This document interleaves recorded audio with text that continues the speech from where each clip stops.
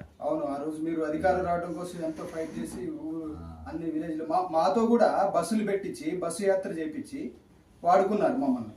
ఈ రోజు మేము వస్తుంటే రోడ్ల మీద కనీసం రోడ్డు టీ దాటనికి పోతే రోడ్డు మీద అరెస్ట్ చేస్తున్నారు. పిల్లం పిల్లలు పోతున్నా అక్కడ కూడా అరెస్ట్ చేస్తున్నారు. మేమేమన్నా రౌడీలువా లేకుంటే ఏమనుకుంటున్నారు మమ్మల్ని? మేము కష్టపడితే అధికారంలోకి వచ్చింది. రేవంత్ రెడ్డికి ఉద్యోగం ఎట్లా వచ్చింది?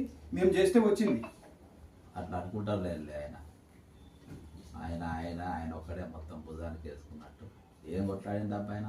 కాళేశ్వరం మీద కొట్లాడలే, లేదు అసలు దాని ప్రసక్తే. ఇప్పుడు మిషన్ భగీరథ మీద కొట్లాడలే, ధరణి మీద ఎప్పుడో రోజు మాట్లాడలే, మిషన్ కాకతీయ గురించి మాట్లాడలే, రింగ్ రోడ్డు కేసు అన్నాడు ఇవాళ దాకా నోటెత్తలేడు. అయిపోయింది కదా దాని గురించి ఎత్తుతలేడు. ఇక మాట్లాడింది ఏముందబ్బా? మొత్తం అవన్నీ కేసులు నేను ధరణి నేను బయటికి తీస్తాను, వరంగల్ సెంటర్ నేను బయటికి తీసి వీళ్ళు ఏం మాట్లాడింది? మన వరంగల్ పోయిండు సూపర్ స్పెషాలిటీ సూపర్